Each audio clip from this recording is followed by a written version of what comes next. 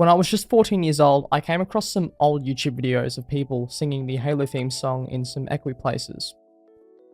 I decided that I would take this to the extreme for fun, and so I went into one of the grain silos on my family farm, and I recorded this video.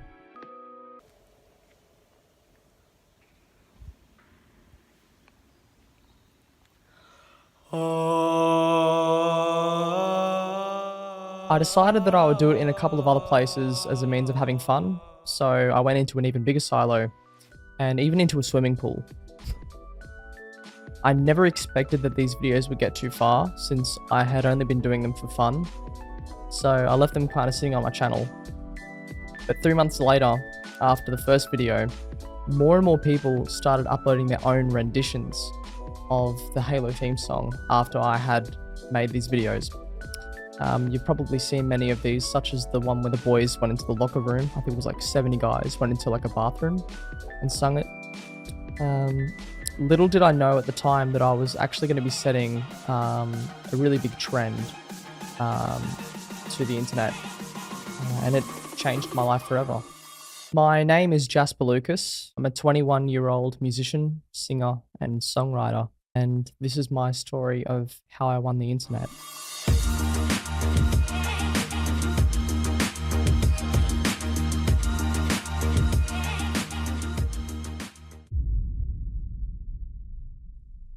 So I've been a singer, a songwriter, and a music producer for about 6 years, professionally speaking. But on YouTube, most people know me as the Halo theme song kid. I'm going to tell you how I was able to master the YouTube algorithm, and for a short amount of time, on the ever-changing landscape of YouTube content, how I was able to attain meme status. Most people will tell you that YouTube is a matter of luck. They'll tell you that you can make as many videos as you want with high quality, that they'll never see the light of day. And they're right in some cases. Most of the time, a lot of people tend to make really good content, really good quality, but it never sees the light of day. The algorithm never picks it. And there are also people who'll tell you that if you work hard and make quality content for people, that they'll succeed. And they'll make it big when it comes to clicks and views. But you'll also find they are also right in a sense. And it's really interesting. You can find an abundance of creators that make really good content with quality content. So it doesn't necessarily mean that if you make really good quality content that it's not going to blow up. Because obviously people with really good editing experience make it pretty big as well. So the golden question is, what is the real answer to succeeding with the YouTube algorithm? So my own personal experience and my advice, I guess, is that it really depends on the type of content that you're actually making. You see, my experience, I knew that with the rising of TikTok well, I was a user of TikTok right as it had started, when it went from Musical.ly to TikTok in 2017, and there was a really golden opportunity when it came to making short form based content. YouTube hadn't adopted it yet, and YouTube Shorts wasn't around at the time, and there was a notable amount of people that were making short form content on YouTube at the time, but not in the same format that people were on TikTok. And I noticed that on YouTube, there were these really crazy videos at the time. Like there was Veritasium's video where he went to, I think, a reservoir, and it was filled with like these really like huge abundance of like plastic balls. And the thumbnail alone was enough to attract so many people, because it was like, wow, there's so many, there's a grand scale of things here. And there was also videos like How Ridiculous. And How Ridiculous had like these videos where they would drop objects at like insane heights from trampolines. And they had originally in 2016 gotten really big with their content where they would do bottle flipping videos, because at the time bottle flipping was really big.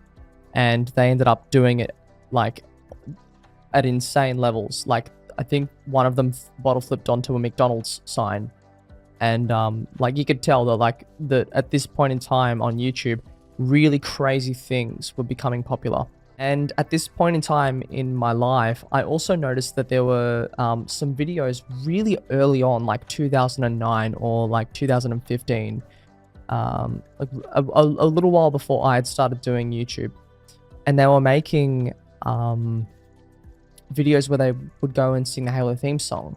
I remember seeing one of them was in a bathroom, one of them was in a church, one of them was in an oil chamber. And I think that was the craziest one that I'd seen. There was actually a guy that had done it in a silo, but it was one of those much smaller silos. And I thought that was really interesting. And so I figured that if I was to blend the short form TikTok content, and if I was to blend the same mixture of that sort of grand scale of videos that, like, for example, Veritasium was getting popular off of and how ridiculous was, that I could create something that was really interesting that hadn't been done before. And that was when I realized that I had access to a silo in late 2018, because my family farm had just finished its harvest. And so all of the grain in the silos were completely empty. They had been sold. And this was a time when me and my brother went into this silo and recorded me singing the Halo theme song. And at first I thought it would just be for fun, so I made the title really excessive. It was Kid Sings Halo Theme Song in a 500-ton silo. And at first I thought it was just a bit of a joke, but the reception I got from it was not really like anything I'd seen beforehand. Beforehand, I had made a couple of videos that were for fun as well, and they were based around video game concepts, such as me going to school and doing some Garry's Mod emotes that was pretty funny. But then I noticed that in comparison, the first video that I'd made got about 50 or so views. The Halo video that I did got 1,000. So I knew that I'd tapped into something pretty interesting. And then I proceeded to go on a bit more.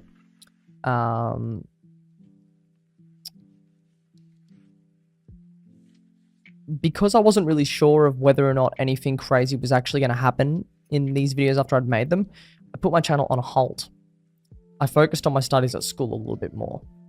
It was only about a year later that I checked the video of the 500-ton silo in 2018 and saw that it had actually reached 100,000 views. I was so excited. I was so elated. I thought that I'd made it to the top. That this was the highest achievement that I could ever get on YouTube. I didn't think I didn't think it was going to get any better than that. I was super proud that it had succeeded with the algorithm, because it meant that the idea that I had worked. And yeah, at the time I thought that it was the highest I could get, and I was incredibly wrong. I never knew how wrong I could have been with that.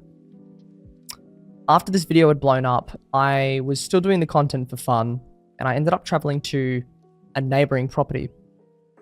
My family had told me that the farmers there had been constructing an even bigger silo that could store up to 800 tons of grain in comparison to the 500 tons. So I knew that I had to go with my father and my brother to this newly built silo and take the videos basically to an even more extreme level. So I sang my heart out as I have done with the Halo videos, and released the 800-ton silo video in September of 2018, around that time, roughly. Sadly, after I'd uploaded that video, I didn't really see much reception, gaining a couple of thousand views in comparison to the other videos that I'd done, which had tens of thousands of views, and with the biggest one being the first video, which had about 100,000 views at the time still. I think actually maybe it had about 150,000 at the time.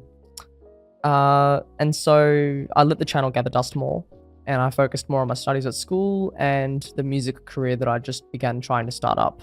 That was until about late 2019, around September, when the 800 ton silo video had gained a really big spike in popularity. Someone on Discord notified me that the video was really blowing up. And I said, well, yeah, the old video is pretty popular. And they said, no, your newest Halo video, it's gone really viral. And I thought, well, what does that mean? And I noticed that the video had gone from having about 10,000 views overnight to 50,000 views. This blew me away. A couple of weeks later, it was at 200,000 views. And I was absolutely amazed. It had really gone viral, but it was nothing like I was going to experience the following year.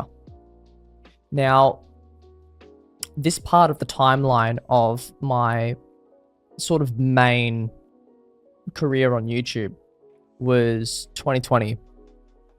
Now, obviously, it was a terrible year for everyone. 2020 was a horrible year. But one thing was for certain, and that was that more and more people were on YouTube and more people were on TikTok for obvious reasons. This ended up becoming the final ingredient and catalyst for my videos, which took them from having about 200, 300,000 views a total on my channel to the video, the 800 ton silo video, reaching 1 million in March of 2020. My subscriber count went from about 1,000 subscribers to 100,000. This was insane. I never thought that I was going to make something like this. I never thought that I was going to blow up the way that I did. And I was through the roof. I was over the moon about this sort of stuff. If you had told me that all of this stuff would have happened in the future, I would not have believed you. Not one bit. And I personally think that the true and organic nature behind making those sorts of videos are the real ingredient to why I actually had these videos blow up. That was the key ingredient, was the fun. Now, while it's true that you can keep on trying to find trends that are already happening on YouTube and make it big that way, it's just not the same if you do it for the sake of finding success. So I guess the main thing is the main thing that you should take away from this video is that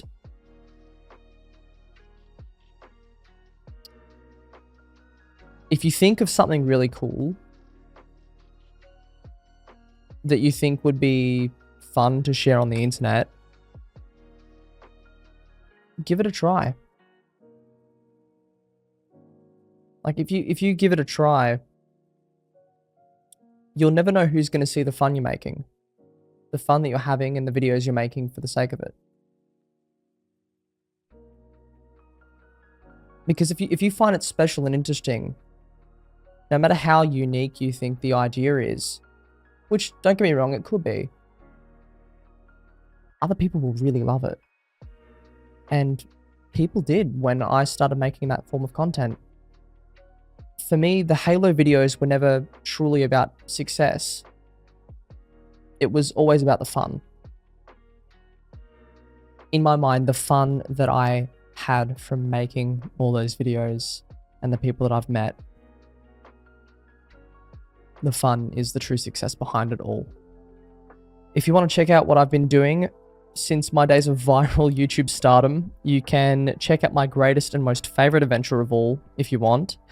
And that's my journey into becoming a musician. You can check out all my music on every platform simply by searching my name, Jasper Lucas. Feel free to check out my website, which is jasperlucas.com. And you can learn more about my life behind the Halo theme song series. And you can learn more about me. And I hope that you enjoy the experience of listening to my music. Or if you see me off of YouTube, I hope you enjoy the experience of hearing my music and meeting me randomly, wherever you are on the internet. And if you are seeing me again on YouTube, I hope to see you in the next video. Take care.